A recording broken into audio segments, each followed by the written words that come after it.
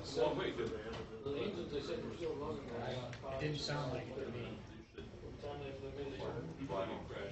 Well, there was a case like this in Greece. Something happened, and there was CO2, excessive CO2. That golfer, Yeah. his plane flew for hours. Everybody on the plane. But even within a matter of seconds, even the pilots were knocked out, and this kept going until they brought out the fuel. And that's what it sounds like. Something happened, they didn't have time to. Well, yeah, I mean, yeah. The question is if Why did it shut off all the communication? by devices and how come it got so far off course? And you would think that they'd be on some type of autopilot and land course. And if everybody just falls asleep, why doesn't it keep on going about the same direction? Straight. Well, whatever you got to program them. But they're going to Beijing. No, it's after you already turned. Right, but why did they turn?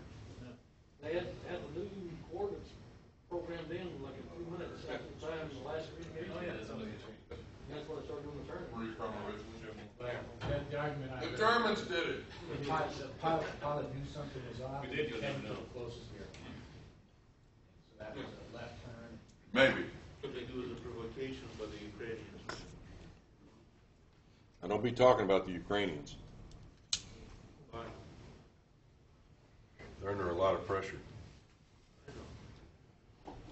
Do you have any Ukrainian students here? We had a few, but you know, you could never tell unless they told you they were Ukrainian because I guess they had both, not nationalities, but because I thought Yuri was Russian. Of course, he's Ukrainian. So Is Ukrainian? yeah, you didn't know that? We have a guy who's what 85, I guess, something like that, hydrates person. And he told me that when he was a young scientist, he shook Stalin's hand. And he said he was never going to wash his hand again, but he realized that wasn't practical. So, Yeah, he's going to be mourning the demise of the Soviet Union because there was order. yep, 88% approval rating, guys. 88%. It's almost as high as that of Obama. George, just because you, 100%. Bobby told me that. He had 100% turnout in this election. just because you live in Berkeley doesn't give you the right to impose your utopian views on the rest of us. Well, that came straight from Bobby. He's a great admirer. You betcha. I get my Christmas card from him every year. So we have another visitor, and I apologize. I got to put my glasses. Is it Tobias? Yep. And he is German. I can't say this name. Hoink? Louis. Oh, jeez. Introduce yourself. My name is Tobias Louis. I'm from RDS Technology Development within Baker Use. And I just heard about the meeting earlier this morning, so apologies for being late. Thank you for coming. And don't listen to these guys too much. They're a rough crowd. Okay, so Landon was a student that graduated recently, and our goal with him, you know, this is another utopic objective, was to understand we got a project from Marcellus, or we got a data set from Marcellus, I should say, and they were wanting us to reconcile decline curve analysis and production data analysis, and we thought we could do some things that were more elegant, and in the end we just ended up meshing the two together. So it'll be an interesting case history, I think. I do want to warn you that the results look pretty good, but there's a lot of, if he were here, he would tell you that he spent an inordinate amount of time comparing, you know, this and that and trying to reconcile them. So it's probably more of a study, knowing Landon, in intricacy and subtlety than it is really, you know, a process by which we could repeat it. This is what's happened with a couple of these studies that we've done, is that the analyst is really the integrator. There's no way, I don't think, to automate this. So just as a warning beforehand. I've got to move this out of the way because it's like I can't move it. Got to be able to move it.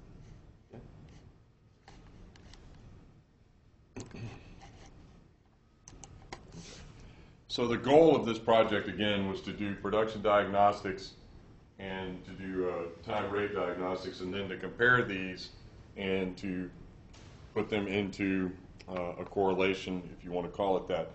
And what you're looking at is a normal set of pressure normalized by rate, and you can see those data are up here, and then you can see the derivative of that is down below, and I believe that this is the integral formulation.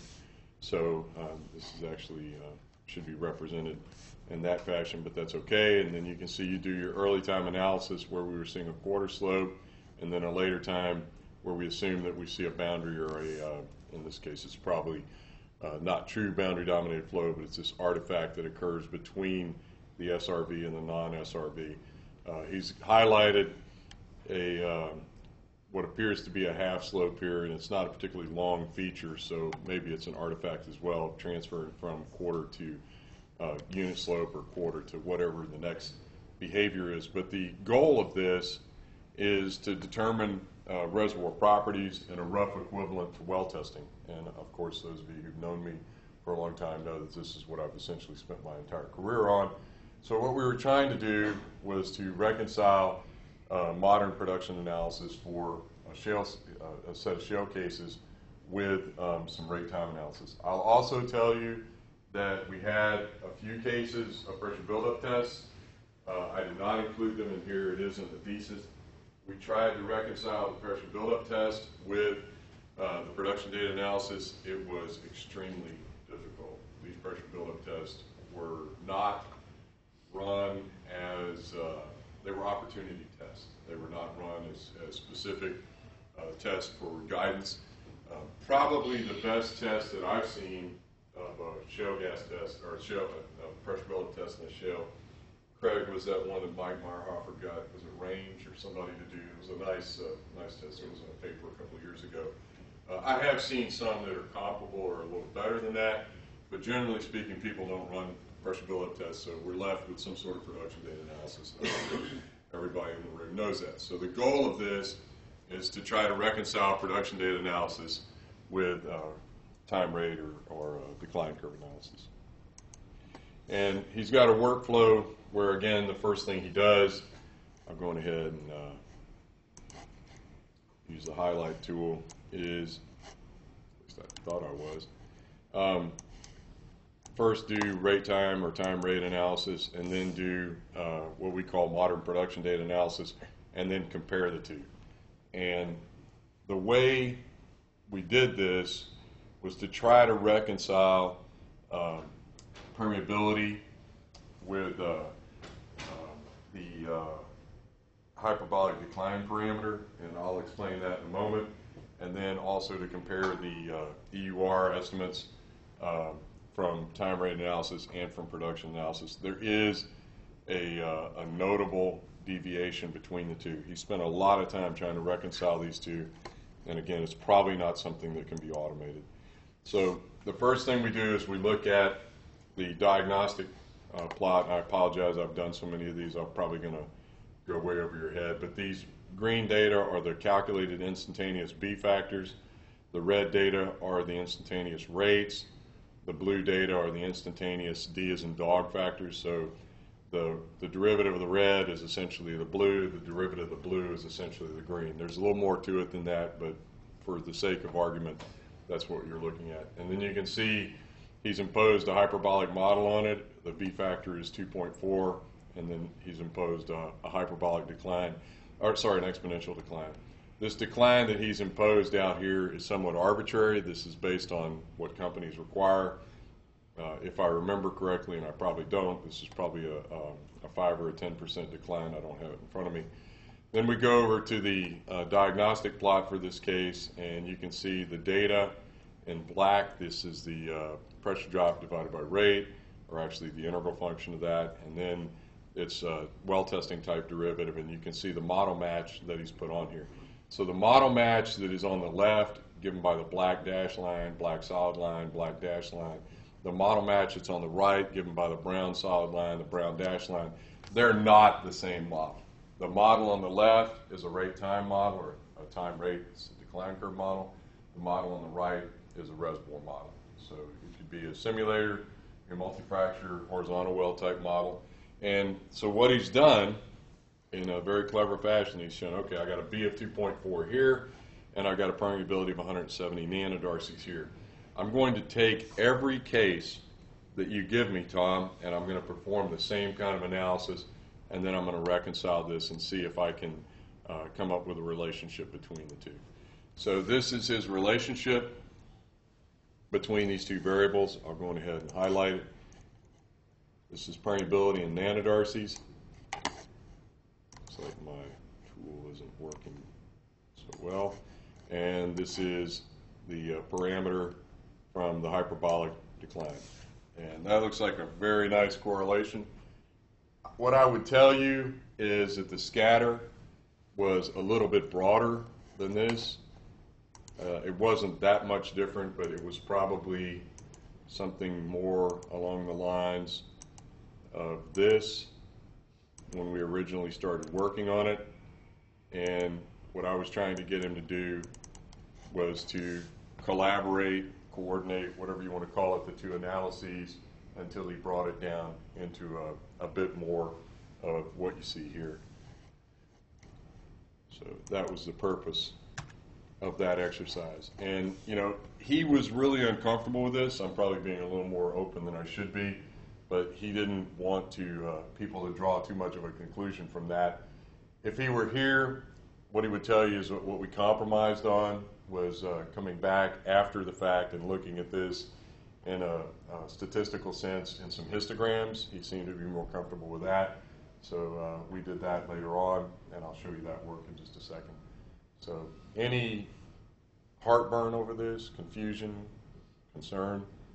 Those of you who've done both rate time analysis and production data analysis understand that the mission here is to try to get a relationship between the two so that you could somehow make a prediction ultimately of reservoir properties. And perhaps, I'm not saying this would be, and you know, something like this looks unique, but there's a lot of other parameters that are causing this as well. We've tried to isolate and not have a completion issue, not have other things that it would just be related to the reservoir, but I'm sure there are other factors as well. But the goal of this, of course, is to somehow represent things so that you can make predictions. So, Tom, is this more a function of permeability or is it a function of area times square root of permeability? We didn't do it that way, but I would argue we come out with the same thing. He did go down that path, and, you know, it's kind of an awkward conversation because I really am not a jumping up and down fan of the permeability area analysis. I probably should be because we're using the same flow regime to calibrate ourselves. But what we were doing here was, you know, we had a lot of 1/4 slope trends, so we're going back and using production data analysis rather than just linear flow analysis. So in simple terms, we didn't do that. I think the outcome would be similar if we had. So the next comparison is EUR, and the first thing you know is that this is the 1-to-1 line, and we're way off of it. So the EUR from decline curve analysis is an overpredictor compared to the EUR from production data analysis. Comments? Bobby? Anybody? Not surprising. This is what happens every time. The EUR from production data analysis, from time rate pressure analysis, which is the model-based analysis, is always conservative. So I'm not surprised that we have this kind of deviation. I am surprised. Ordinarily, when I do this, my trend is usually parallel. I could show you old historical cases where my trend is parallel, but I'm not going to argue that that his trend being non-parallel is a problem. I think it's just the way it turned out, the way the results are. So you can see that the estimate of reserves using decline curve analysis does vary systematically from the estimate using model-based analysis. And again, model-based analysis is generally accepted as being conservative.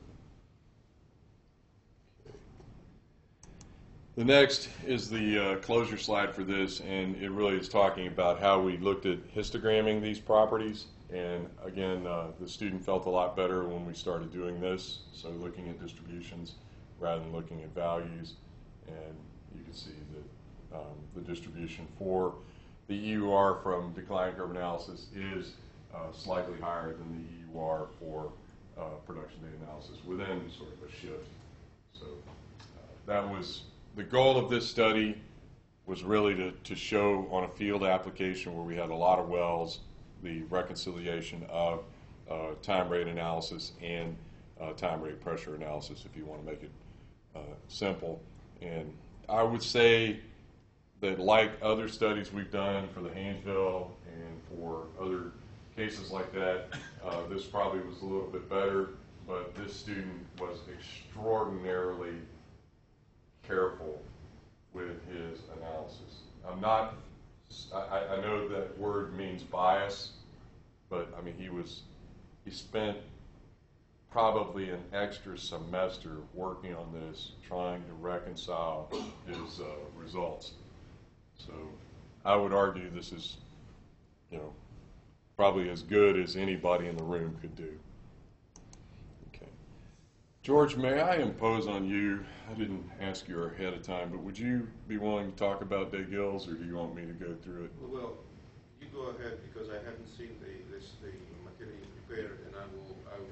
Well, interject if you don't mind. I will certainly do that. We had a student that this is the most relevant work from this project to the guidelines of what we were supposed to do with the F3G. This is actually the case where we studied deformable media and flow in deformable media. This is, like I said before, everything that you've seen up until this time enabled this, but this is the kind of work where we were actually trying to demonstrate the modeling of a deformable media case.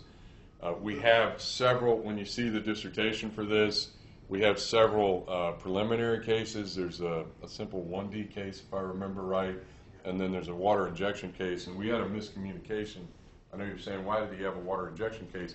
Because he felt like in a water injection case you could see the deformation of the media by the injection.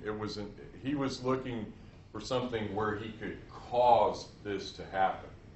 And we really cautioned him against focusing on that because we thought it was outside the parameters of what we wanted to study. So when he was comfortable with his algorithms and so forth, we then went back into these kinds of studies, which were essentially dry gas or gas with a very small water component that has a deformable characteristic. And what you can see here is a fracture that's, or I don't know what, a peninsula that has been put into the media, and then with small stress-dependent fractures put into it as well.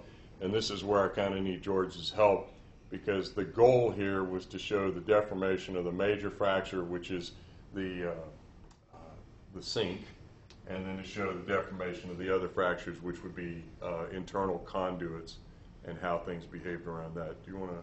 Yes, this is a study that involves coupled flow and geomechanics.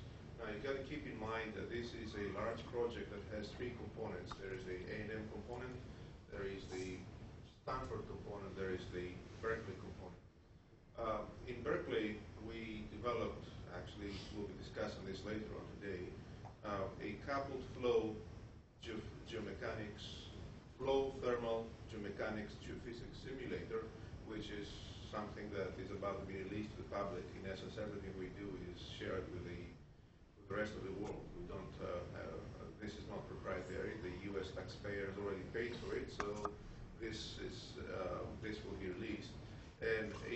codes that we'll be discussing later on, you will see that we can cover the entire spectrum from nanoseconds, which is the initiation of the fracture, all the way to 30 years or whatever it takes, all of them continuously. However, the study here addresses a different issue, and that is upscaling. So the basic idea is that we have a multi-phase, at a minimum two-phase flow system, and we have geomechanical studies, geomechanical stresses, and we have fracture evolution and development, and we want to see how it would be possible to have an effective upscaling process.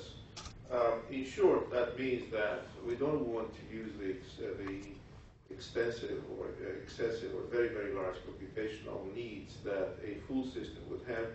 We were trying to figure out if it is possible to get away with a coarser grid, at least for the geomechanics, that might be able to give us all the information that we need. And this is what Diagil worked on very, very successfully.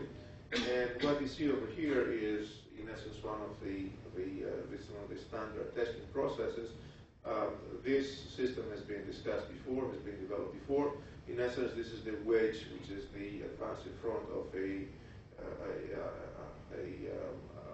propagating fracture in a system that already has some natural fractures. So this was part of the validation process, which turned out to be quite successful. Tom, thank you. Go ahead.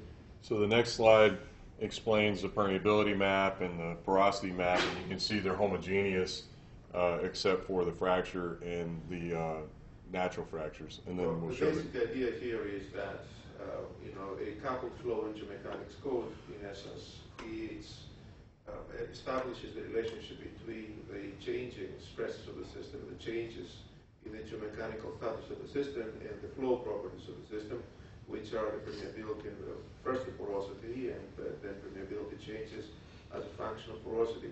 So in that sense, this is a quite heterogeneous system where we have the fractures and where we have the advance in the wedge. Keep in mind here, the assumption is that we have an elastic as opposed to a plastic system. So this is what you see over here is something very, very consistent with what has been reported before. So then these are the pressure, velocity, and saturation maps after the system has been produced, and you can see the nature of the wedge and the flux, and then the pressure map after that. George, you may want to comment as well. That's exactly the case. It's a heterogeneous system. You see the pressure distribution, velocity, actually it's a gas velocity here, and how this evolves over time. And that's about it. Yeah, and you can see the influence of the natural fractures out in here as well, which would be expected. But the dominant feature, of course, is the induced wedge, as George had mentioned earlier. And then these are the geomechanical displacements. This is the rock motion, I guess we'd call it, George, or the deformation of the rock. And you can see there's deformation here and here in time. Again, this is both in the X and Y.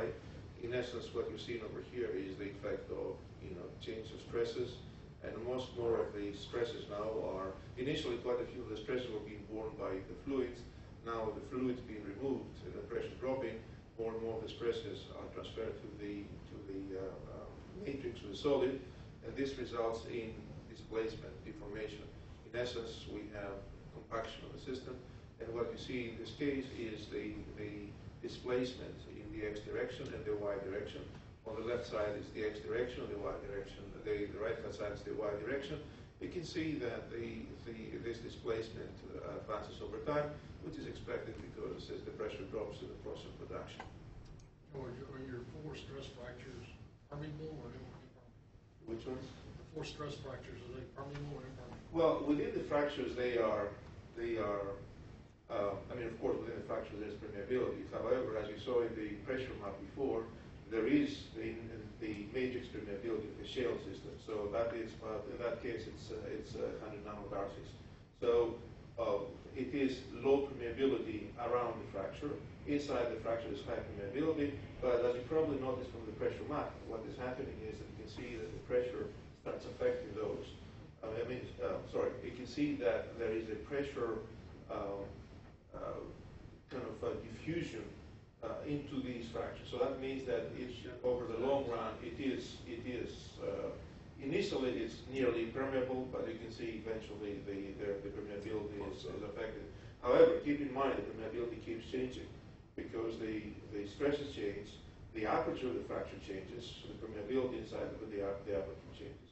So everything is dynamic here.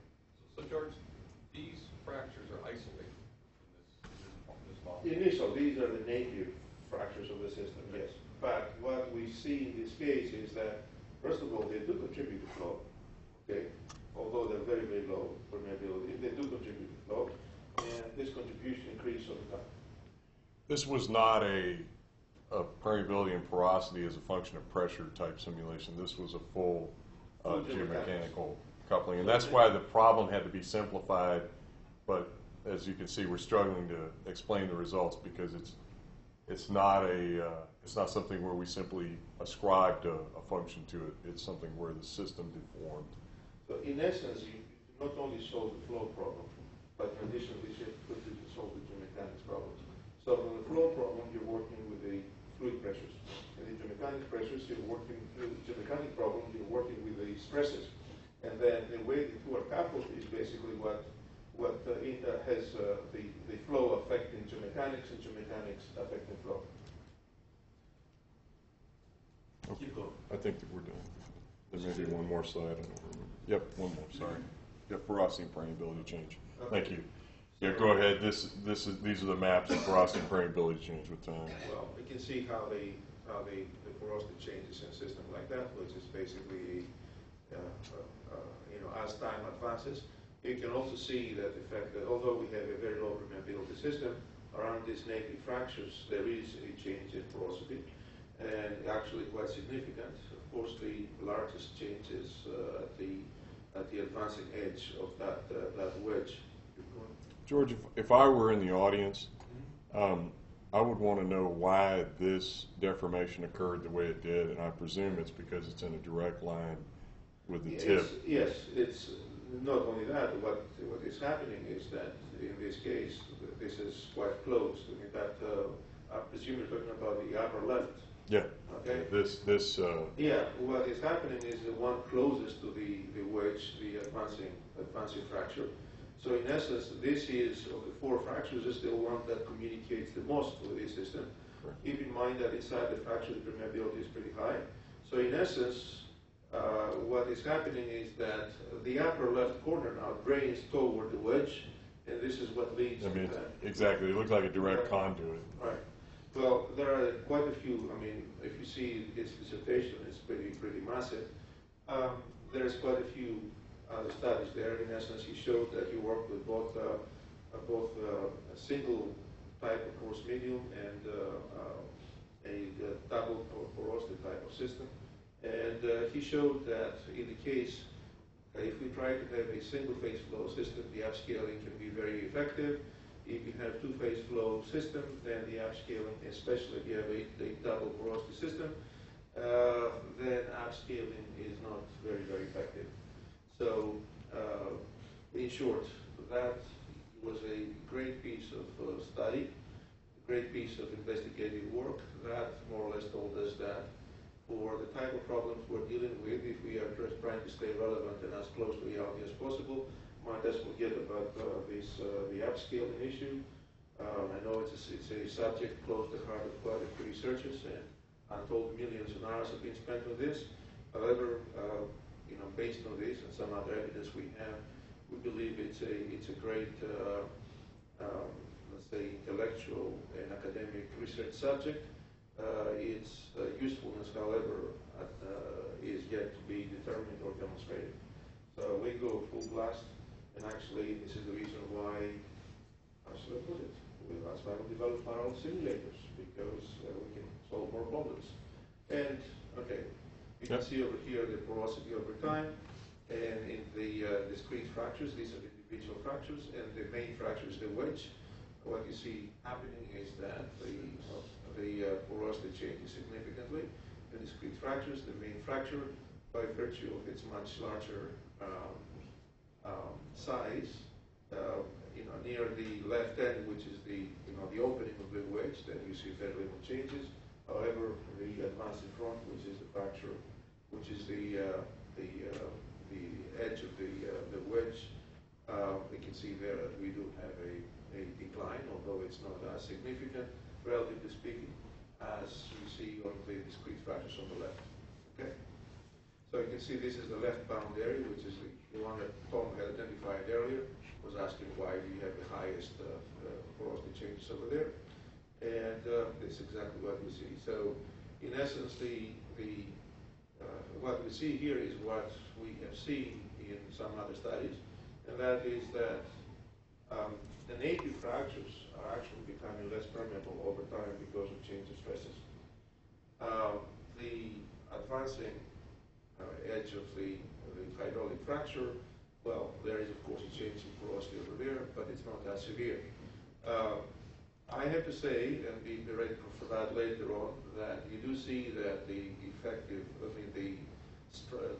fractures are reduced in permeability and porosity, the native fractures, I mean.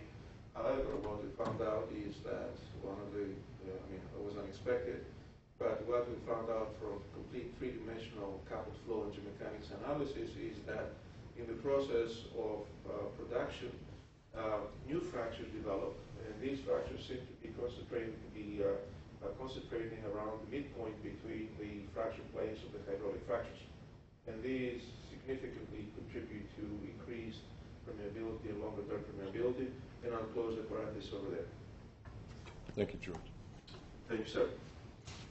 Okay, so as you can see, George is going to talk a lot more about the codes they're going to use in his section. We have two more presentations in the Texas A&M part, and one is the closure work of Matt Freeman. Matt took a different path after he did his master's degree. He actually worked for George for 3 years, and he also got sort of splintered off on the concept of, what would we call it, George? Molecular sieving, or you might call it how... distillation. Yeah, thank you. The nature of how hydrocarbon molecules change composition with time. He had an internship with ConocoPhillips, and they asked him to look at this problem, and specifically it was along the lines of what we were working on as well. I guess they may have negotiated it, I don't know. It's Barnett data, so it's not expected to be maybe perhaps transferable to everywhere else, but I think you'll find the results interesting. Matt took, how can you put this, I guess, he went after this with a vengeance. He really wanted to understand whether you could trace production by this distillation or segregation of molecules.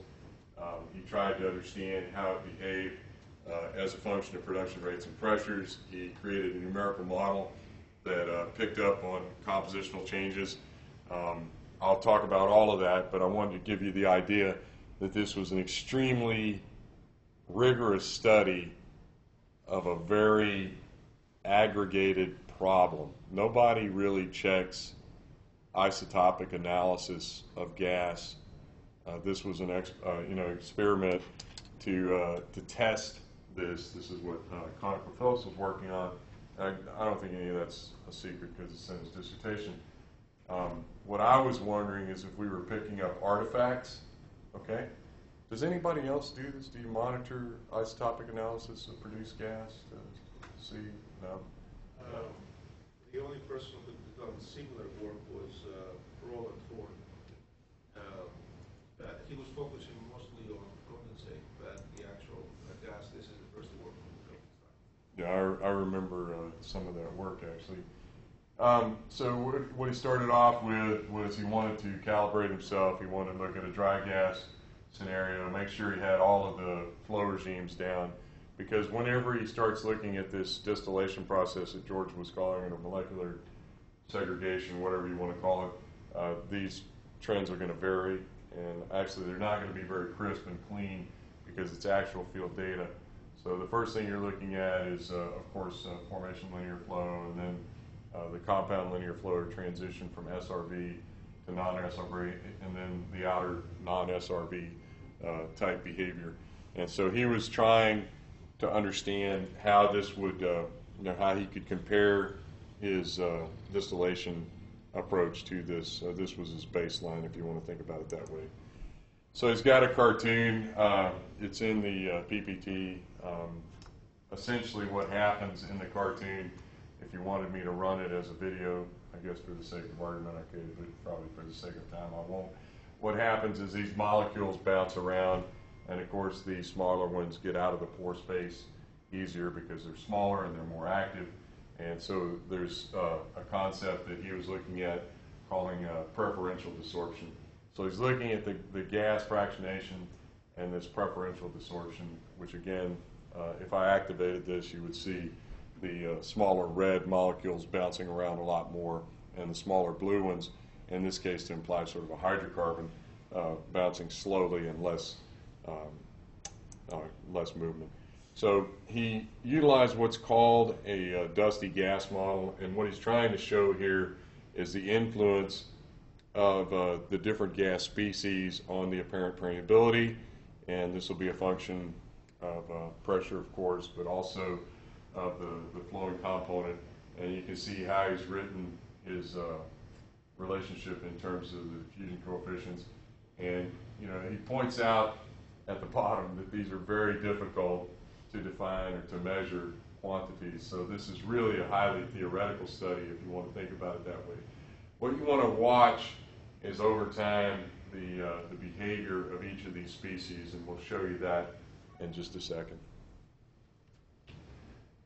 So again, this is actual field data, and what you notice, so anybody who's looked at a lot of field data, Bobby, myself, Craig, Stewart, et al., this is normal, very erratic gas flow data. He didn't have water data for this case, and he had only a sporadic pressure history for these cases, but this is daily gas rates. And you can see they measured at different points in time the composition of the methane and other fractions, and you can see that methane continues to go up, the other fractions continue to go down, and that implies this distillation or compositional segregation like I was talking about.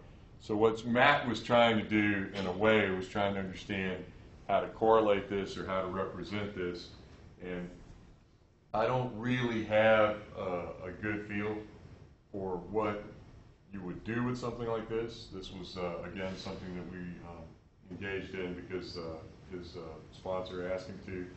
George, I don't recall any surprises we had with this. I mean, it was physical data. We gave him a little bit of a hassle about possibility of measurement errors, but you can see that the trends are uniformly increasing or decreasing. There doesn't appear to be anything too far-fetched about that. There was some discussion, as I recall, about not having very good pressure history, but for the sake of argument, you're looking at this gas distillation or segregation like we talked about earlier. Comments? Well, it is expected that there's going to be a difference, and the reason is quite simple. Actually, there are two reasons. First of all is that the diffusion coefficients of the gases are different because of different sizes, as you already discussed.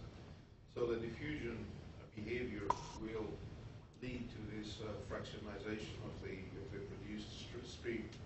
The second reason is because of the disruption behavior for, actually I will put an asterisk here and call it for lack of a better word, because as we're beginning to see evidence that it's not exactly absorption, at least not in all cases, but it could be that we have micro droplets of liquid gases which are formed by the intense, let's say, near field interactions, physical and electrical, in the very small pores of this medium. Close the parenthesis. So another reason would be that because the difference in the absorption behavior of the different gases. So we would expect to see a change in the composition of the gas. Now, how important this is? Well, it all depends on at least the argument for this study that was put forth by ConocoPhillips, and the reason why we also look at this within this project is because this can affect the commercial value of the gas that you're producing, especially if it's significant, especially if there's a lot of CO2 in the system. So I don't know if you're going to show anything else, but one of the most interesting results here is the fact that we do see that well, I don't know what's your next. The next slide is another is isotopic deviation, and I remember having a discussion about this, that there was, it was going up and down, and I was concerned it was measurement error. So this was compositional or normalized composition, and then this was isotopic comparisons. So. Well, I was looking for more for this kind of stuff, which is at least the most important thing. The most interesting thing is that we do see a convergence of the concentrations when we have shifts in the flow pattern of the system. So I will leave this to you from this. If we stop on this slide, where George was going is this is now his numerical model, and he was trying to reproduce the observations from the Barnett data with his numerical model, and as George pointed out, you can see the compositional shifting.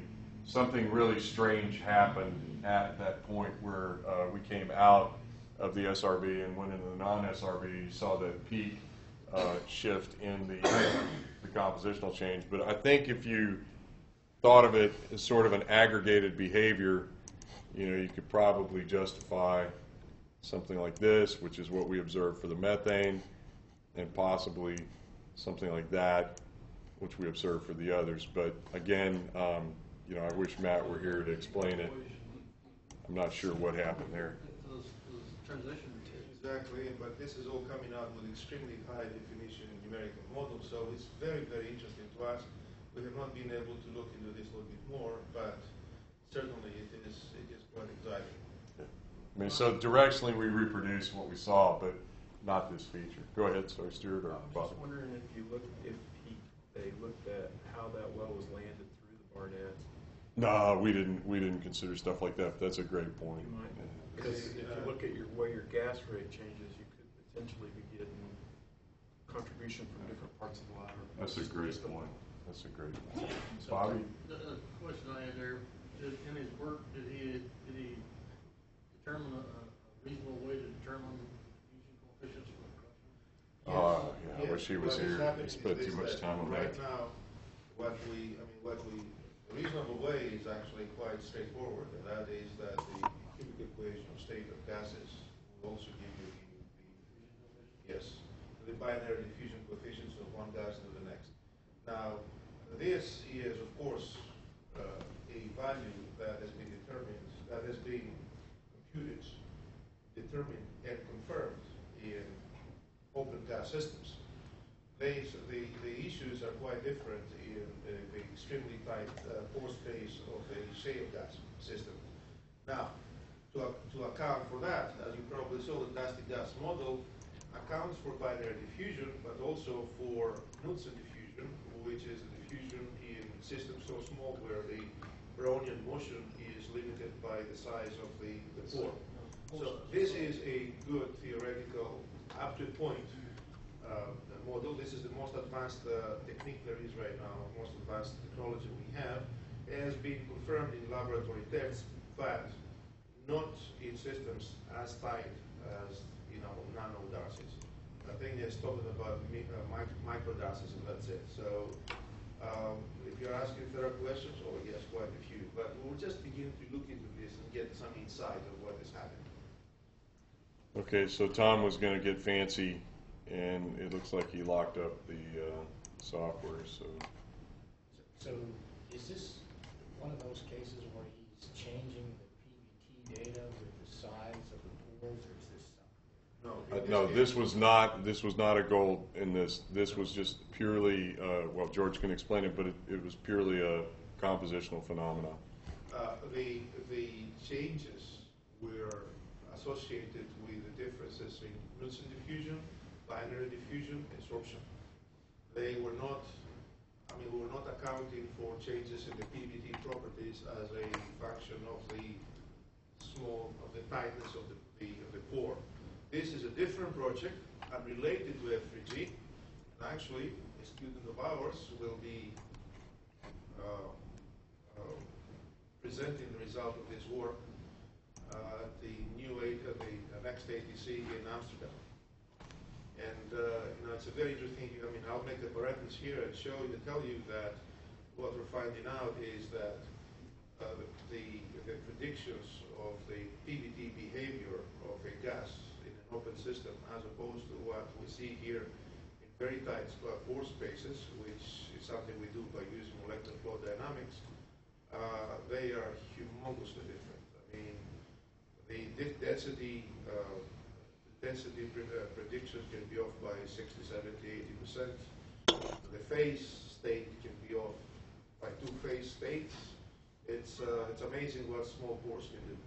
Okay, so what George is saying in a nutshell is that here everything's considered as bulk, and the Dusty model accounted for that. What he's talking about, the next student's work, is this 2-year foray into molecular dynamics modeling.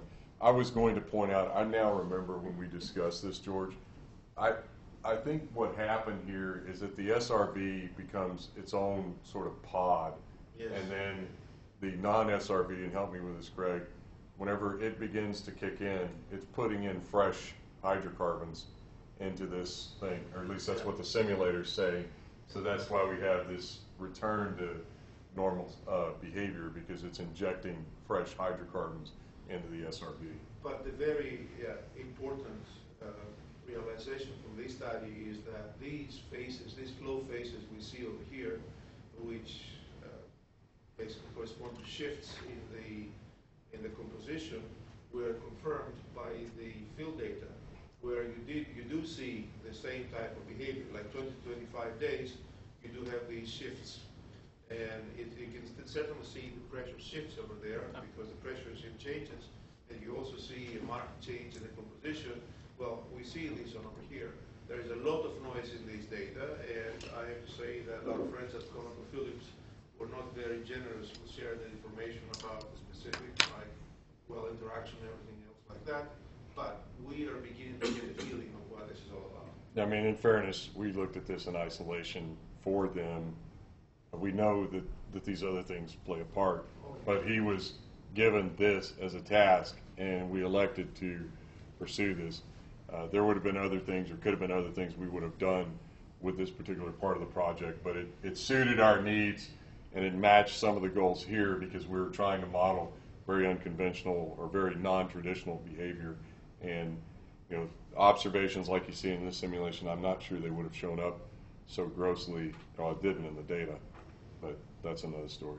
Okay, our last talk from Texas A&M is Adnan Miri, and he's going to talk about some work that he's doing. This is very fresh, i.e. yesterday. So I will shut this off and let him talk. And please be gentle with him. He is a Polytechnique grad, but he has a fragile ego for a Polytechnique grad. So work on the PowerPoint, not the, work on the PDF, not the PowerPoint. So work in this file. Okay. Thank you, Dr. Blasingame. So I would like to thank the audience and introduce myself. My name is Adnan Hiri, and I'm going to briefly discuss the topic of my current research, which is the propagation of hydraulic, stochastically generated hydraulic fracture. And so the assumption for my model is to consider that the shale gas reservoir, or the tight reservoir, has homogeneously distributed geomechanical properties, in situ stress, fracture, initiation pressure, and that the fracture do propagate linearly. So in this study, I'm going to generate 2D patterns, but this method could definitely be extended to 3D patterns quite easily. And I'm going to forget about the interaction with natural fractures. So and entirely focus on the production from these kind of fractures. So the approach is to take a single planar fracture production and compare it with a randomly generated I'm going to show how I generate those fractures. A randomly generated single fracture and then a multi-branched type of fracture. So the analysis would be to compare the rates versus time, but also to define a criteria to see how the pressure evolves around those fracture planar or the complex stochastically generated fractures. So the approach consists of taking the fracture as a mathematical object, which is a discrete density function. And so the function is defined iteratively, saying, for example, that the origin point 0, 0 is a fracture and has a value of 1. The value of 0 is the matrix or outside the fractures, and the propagation process is at one iteration stage. Let's say we are at this point, and we have 3 possibilities to move along the x direction or plus or minus y direction, and repeating that process after 1,000 iterations, for example, we can have those kind of complex patterns. And the advantage of the method is to obtain different shapes and to be able to compare the results of the production from those different shapes. So we can notice in those graphs that the fracture tends to stay parallel to the x-axis because I've chosen the probability. Before you do that, yes. Let's ask anybody if they have.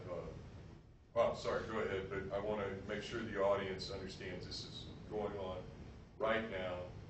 It's not necessarily part of this project. It's definitely an extension of this project. It originated from this project. And any advice, any concepts you have, be generous. Tell us whatever you're thinking. My curiosity, what is your fracture propagation criteria? Is it where it It's exceeds totally probabilistic. It's not where it exceeds critical stress intensity? No. Yes. It's not tied to fracture. Yeah, this is probabilistic. Yeah. This would be chapter 1 if we were doing something like that. And I thought ahead, and I thought that's exactly what people were going to ask. Chapter 2, 3, 4, 5, 6 would be then looking at why something did it. And also you notice he can't go backwards on X, but he can go backwards on Y. Or you can end up on top of yourself. You may have predicted. I can definitely go backward on X. No, but it would make sense for it. Yeah, to. yes. So, But I can choose the probabilities so that the generated patterns make sense. I mean, if for example, I want the general trend to be parallel to a certain direction, I have to choose the probability to go up and down to compensate, so that after a certain point we will have a pattern that is parallel to the x-axis. So after we can take the same approach and say that the same pattern could bifurcate or split into sub-patterns, and this can be repeated a certain number of times, which can be randomly generated. if we were doing this again, it'd be better to show this as a movie so that people could see how it walks. I mean, again, this was done yesterday, guys, but you could watch how this algorithm makes its random decisions and splits again, and that sort of thing. It's something we probably ought to make a movie out of and demonstrate to people. And Bobby, you're absolutely right. We don't have any physical significance in this. We probably could make a penalty function. That's what I was thinking. Perhaps. At least weighted.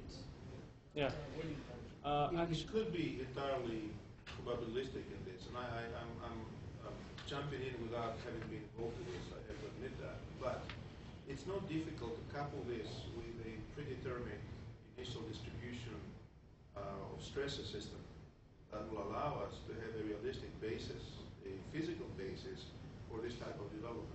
Yeah. It's entirely possible. Actually, it should be pretty straightforward. Cover it under weighting function too, or at least have it biased. Well, it's essentially a Markov chain, right? the object, that created object, we can. So what you can do is actually have a prior belief about what your fracture network should look like, and then you can do a Bayesian inference of what you believe. I think I just found another contributor to your research project. We can choose the probabilities of propagation so that we can generate the shape that we want. Actually, in this figure, I've chosen the probabilities for those subfractures to go up and down slightly higher, so we can show that on the figure. I mean, so it can be better viewable from that. So, and the advantage of this method is the fact that the object is a discrete density function, so I can easily export it to a grid, to a mesh grid, which is rectangular. So the first part of my study is to compare the production from those kind of 3D patterns with a single planar fracture, and to see if there are any signatures in the production or pressure distributions that we can notice. And especially, I think that there is going to be an influence on the early time production or rate data, because there are interactions that are going on between the fractures when the pressure transient is inside the volume of that generated pattern. So And this is still running today. yes, He's generating the rate response from this, and Dr. Verides was being a little kind, but he and I were working on this part, and he's using the simulator he developed in Dr. Verides' class to generate the profiles, but I don't remember how many million cells he told me it is, but it's we're running an extremely fine grid to try to capture this. So at least in the vicinity of this pattern, we have to have a lot of refined meshes, and in the outer region, we can allow ourselves to have a lot bigger grids, so that the simulation can run for longer. Can you consider it like an adaptive grid system as the fracture propagates it refines locally? I think it's a The lot. right answer is not right now. Yeah, a lot more. He's under a lot of pressure, self-imposed and otherwise, to Well, potentially makes it a smaller model. of course. Yeah, we had this discussion, but we don't have access to a meshing device, so we don't do that right now. He tried. He spent. Can I say it? You invested your time unwisely in a commercial product that is made by your company, Bobby. He was trying to generate a simulation grid from that. That's a low blow. It's too complicated. You just don't want Eclipse, so about Terrafrac. No, to Patron. Because there are adaptive meshes in two different Yeah. companies. No, he's going to use his own simulator, but he wanted to generate the grid. I'm being facetious, of course, but this is his last slide, and the real key to this is, and it has no bearing on anything, but if you think this is a bad idea, or if it's been done before, tell us, because we're literally, he asked me what I thought would be interesting. I told him, he worked on it, then he hit a wall when it came to modeling. He did really well with all the probabilistic stuff, and then he hit a wall when it came to modeling. And I suggested last week that we try to model it analytically, and I won't repeat what he told me. I think it was in Arabic, but it was something about how I was going to. General translation must have been, are you out of your mind or what? I think it was, we're going to find your bones in 1,000,000 years or something. So that's where we are. And So Tom, the goal is to model irregular production profiles of patterns, pressure distribution from irregular hydraulic fracture patterns. Flip back one. Imagine 1,000 of these, and then imagine, as we discussed last week, was imagine comparing this profile to an equivalent fracture. What I really want to know is how this produces relative to that. We all know what it's going to look like. It's going to be related to cross-sectional area, blah, blah, blah. But here's the genius behind this kid. And I know I'm talking about him like he's not here. But he says, I can monitor, using this concept, the evolution of SRB with time. And I thought, holy cow, that might be interesting.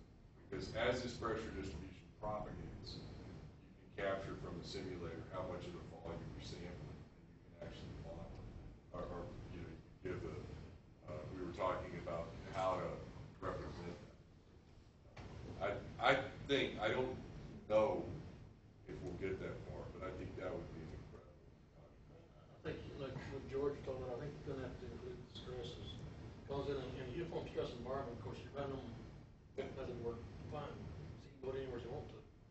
But in a asymmetric stress environment, it's got to compress it. Like in the Barnett, if you have a significant stress contrast, you're gonna get basically one corner with where your fracture's gonna grow. If it's uniform stress, then you can branch out to anywhere you want to. Well, I can show you guys I a think it's neat gonna be tied trick. to stress somehow. How'd you like to do a PhD? Watch his head. I knew it would turn, man. I knew it would do this. But that would be a very nice PhD project, especially because in the course of production, these fractures change. Their aperture changes. Some of them close, new fractures develop. And if you do have this physics-based fracture generator like this, it can do great things. This is Think about the PhD. To close on yours with 1 minute left, your remark at the break was, are we doing better than we're thinking we're doing? That's the whole mechanism. That's the whole mindset behind this. I want to know, I know I can't validate it other than with microsizing. And that may not be a very good validation. But if something like this is going on, then we really are doing a lot better than we think we are. And maybe we ought to focus on something a little different with hydraulic fracturing than we're doing. For example, I know of a test that's being considered with like a stage every 10 feet or a stage every 20 feet. What would happen if you did something like that? That would be very interesting. The run of the water in stage tests. Just to answer to your comment, I mean, we can make the probabilities depend on the stress field, so that the openings, the size of the pattern will depend on that stress field. So maybe there's a way to constrain those probabilities according to that stress field to obtain patterns that are more confined around a plane, for example, or that are wider depending on the brittleness, for example. What are the last 3 letters of his email address? It's .com. Yep. What are the first 3 letters? They're the same ones you're going to have, okay? So you guys talk at lunch, all right? SLB. Yes. So you already have a job working for you? Yes. Yes. So you're selling out to the industry instead of coming for a PhD? Aren't we all? Okay, so I'm going to stop there PhD, dude. so that we stay on time. And lunch is supposed to be here. I would ask your indulgence, take a couple of minutes. I'm going to check on to see where it is. For the people that are online, we probably have to stay on schedule, if that's okay. It is okay. Everybody okay with that? Yes. So until 12:30, we're on lunch break. Is that right, David? I think. Yeah. Oh, is it 13? Yeah, I'm sorry. Oh, sorry. All right, well, let me ask the guys online if we can go on ahead and continue, because if we can, I'll just say, do you mind if we continue?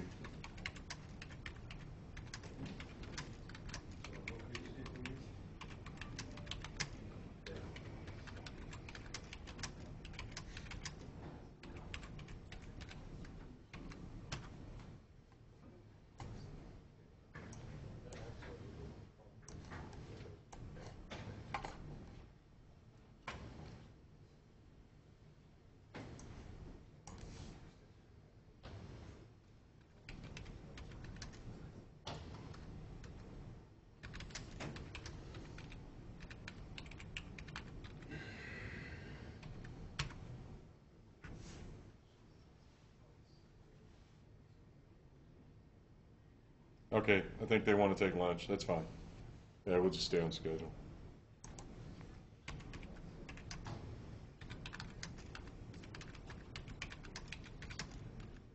It is 1,300, Herb. That's what you have in the Okay. It's okay leaving our laptops here, or? Yeah, I'm not leaving the room. Well, Yeah, one comment to this. Yeah. Stochastic or probabilistic to me implies some evaluation of likelihood at the end. And what sort of fitness metric are you looking to calculate your likelihood? David, how long have you known? How long have you worked with me? I have 0.0 idea. How's that for an answer? Okay. You know, now maybe these guys do, but I don't.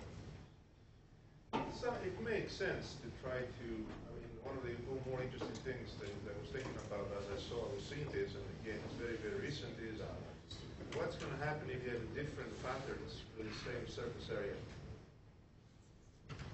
Right, so that's, surface area is one likelihood metric. That is exactly. It would be interesting is to look at, given a certain surface area, what sort of different patterns do you have, or what's the spread of it?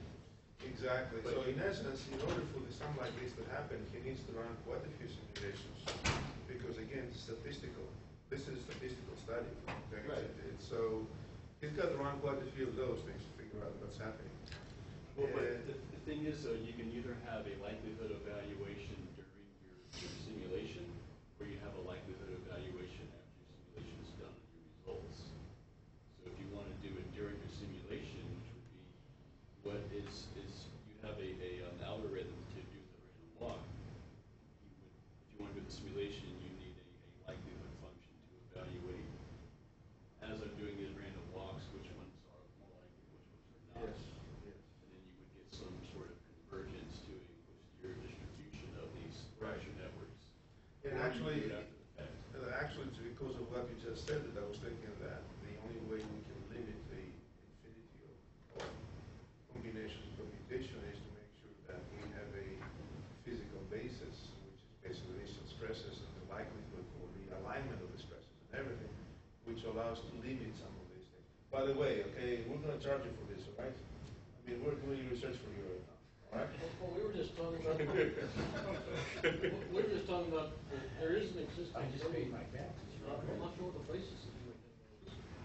Basis. I mean, it's not random walk. No, it's just standard hydraulic fracture modeling. I mean, I think the issue is here is if you want to put some constraints on this, don't you need something that has some geologic context of Exactly, actual fractures? exactly. You know, things like that. If you had some geologic context and you were assuming that these hydraulic fractures are somewhat a product of interaction with the natural fractures of rock fabric, that gives you a context for this, as opposed to just putting in a random or a completely unconstrained where the fractures can be 6 inches apart or 6 feet or 60 feet. I don't know exactly how easily you're going to get that geologic context, but we all are striving for it. Okay, but Natural fractures are generated random. Your DFN is probably generated semi-random. Yeah, but how many microseismic cases have you looked at? And how many have you run? And how many have you tried to model? And none of them were correct, et cetera, et cetera.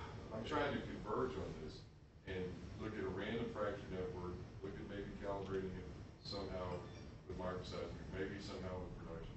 I mean, this is my grand challenge. If we could do this and prove that the SRV is actually meaningful. Yeah, but I think that the way, I guess, I keep on going back to the fracture mechanics part of this thing is that, one thing we do know is how much fluid we pump. And we have this diagnostic called profit. So we know to some degree what the width of that fracture is at least at some point. For sure during the well work, we pump this profit in there, so it's not really, really small. It could be more. So I think that just by using one microseismic, well, let's leave the whether it's right or wrong, off of it. Let's say microseismic tells us a little bit about where that fracture resides. So now we know a little bit about the height. We know a little bit about how far it went out. If you buy the microseismic, tells you that. And now at least I got to shove this fluid, this proppant into this volume that I have with microseismic. So I think there's some way to balance Yeah, I think what needs to be added is a rejection step for each sample based on a probability or likelihood of I would say, y is a function of x, right? So you want to constrain how far apart your branches could get, and then if it's too far, you reject it and you pull a new sample, and that would then your belief about how far you could be is your prior distribution, right? So you get this natural Bayesian process. Of the people that are here, not Tom, myself, and Matt, the person who has the most experience with statistics and uncertainty is Matt, who is the one shouting out. We're not Bayesian though, so. Okay, so I'd like to ask his opinion about this because at least he's far more, he was working on risk analysis. Why don't we let these guys grab a piece of pizza or a sandwich while you think about what you're going to say? I was thinking, I want to talk to him, so I'm here Googling furiously because 10 years ago, or longer than that, one of my colleagues in grad school was working on fracture propagation simulations on a molecular scale that's looking at essentially the fracture tip propagating through some breaking of bonds and then the supercomputer done huge ensembles of simulations to figure out what possible pathways could be. This is not a Bayesian process at all. This is sort of pure. A lot of the work by the University of Minnesota was in I think it was purely research scale. It's a little small initiation. We could actually see the fracture propagating from the tip of the part. Yeah. This took hours. Yeah, no, this is back in the day. For years to run something. Pretty years ago. Okay. George, do you want to put your files on here? But one of the things, if I can find that, that we're, when you look at his if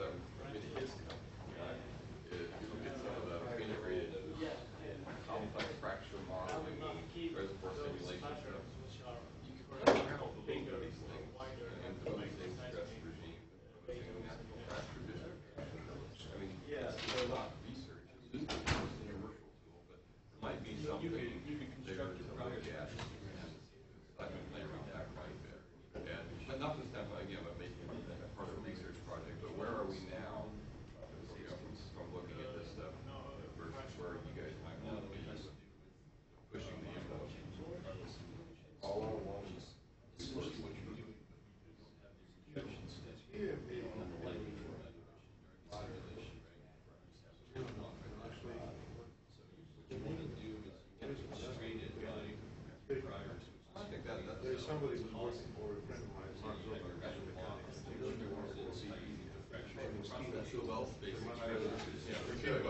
whatever number you want to put there. No. I mean, I know all these people, but I don't know for people. That's what I was having a discussion. Just say hello.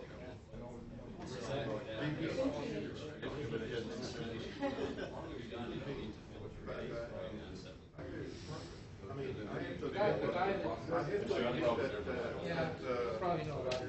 This is the guy that Heller, yes, sorry. For there is this mindset.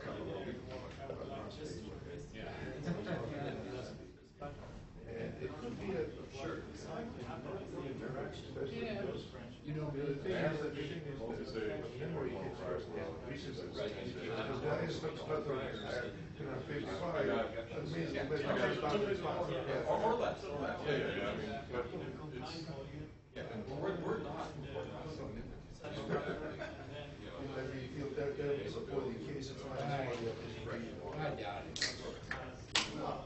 Even though it came to that way, so we're not. In California, Okay, so 16,000 golf courses in the United States, and we use 10 days of Right. Absolutely. So this is actually one of the bigger problems we've had. Choosing which kind of structure. That is way more. Now there's 25% of the stuff that comes out of the bottom reservoir never showed up anywhere near Boston. But regardless of the motivation, it's like you're trying to do it better.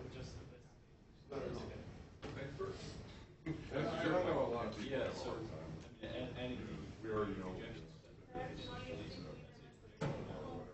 The reality is, all of you consume the right now is we know how to do that. Cause a really good point. You know how to do it. We all know how to make money in this business.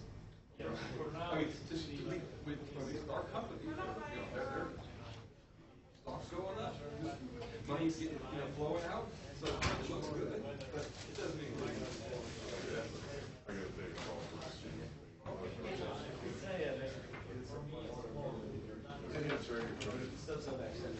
All you have to do is plug it in. Plug it in. It'll pop.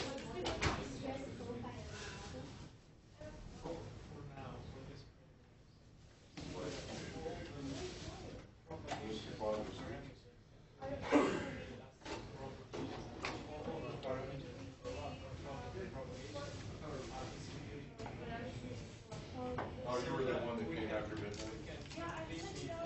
People are worried about this. Like Wednesday. Your name was Vince. So we can justify this randomness. I sent it out around 7 and then I realized I could only see documents. No, I saw it. So that means that it's not enough in your control of moving the loose.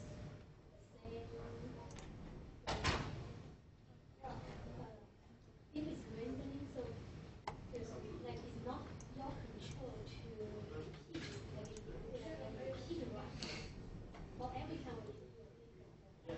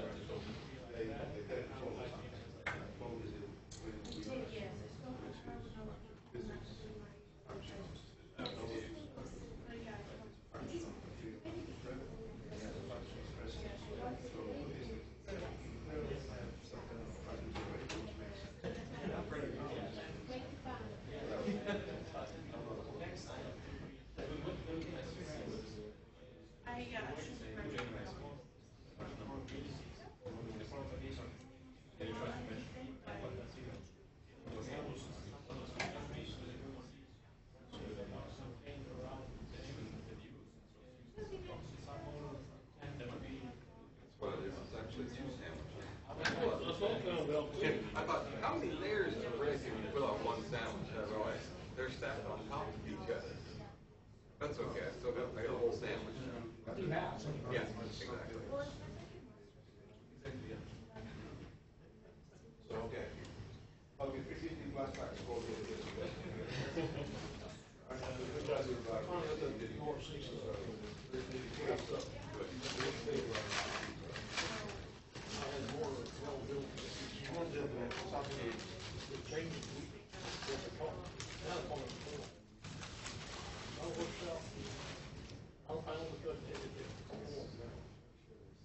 Change the names 3 times, I'm sorry.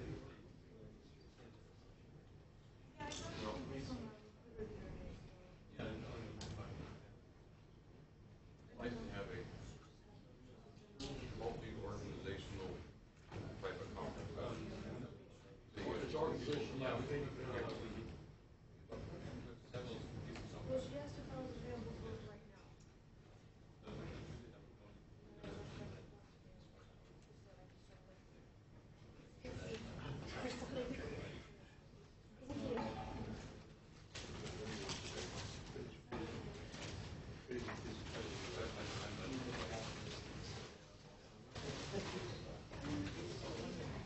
I think I have to get my transcription gradually on.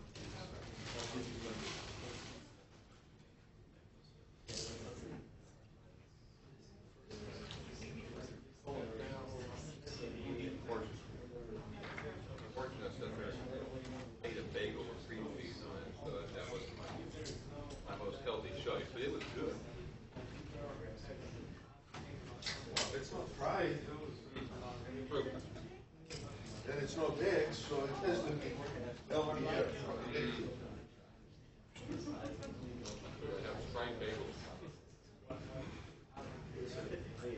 Here, I also tried fried butter. There you go. Come on. They can fry almost anything. From there, though. That's the deep fried ice cream. They have that too.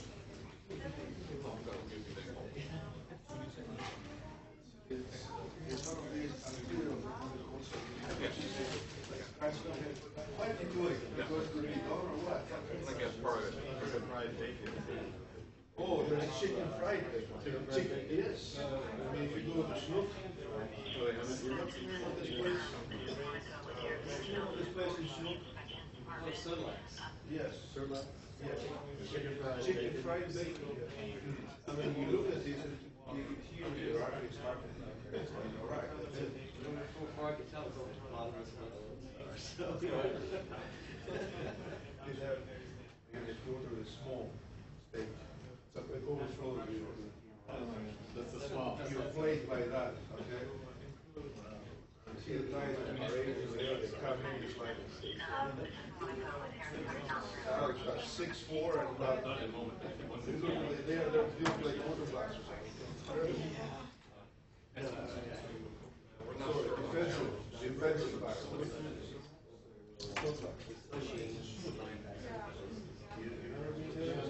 It's a major metropolitan area, but chicken fried bacon. Ask them, those favorites.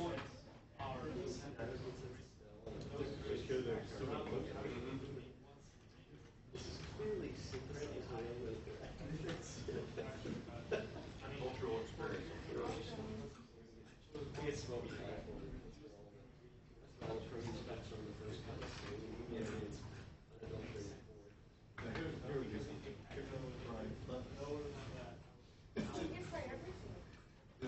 forward. Fried vegetables are good. Fried kale. The Japanese do it all the time. Yeah, Japanese do it all the time. You pay good money for it. Okay? So, They don't really,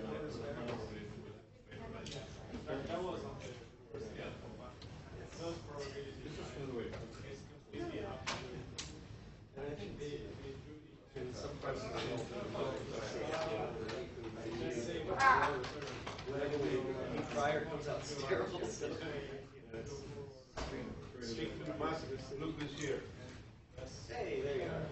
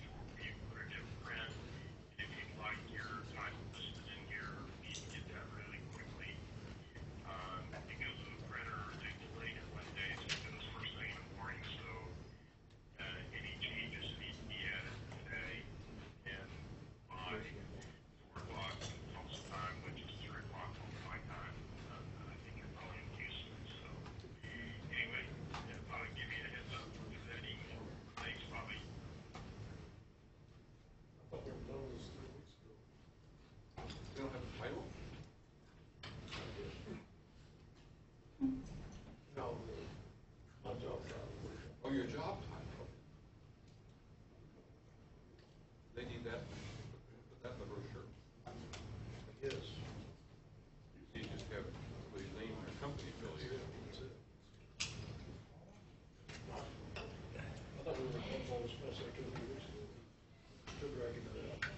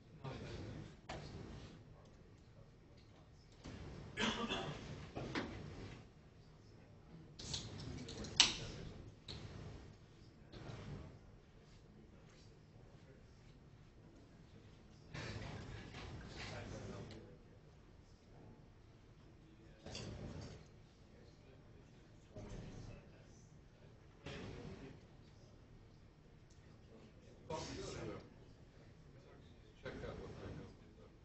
The geomechanical intersect and all that stuff. I have to track it for a long time.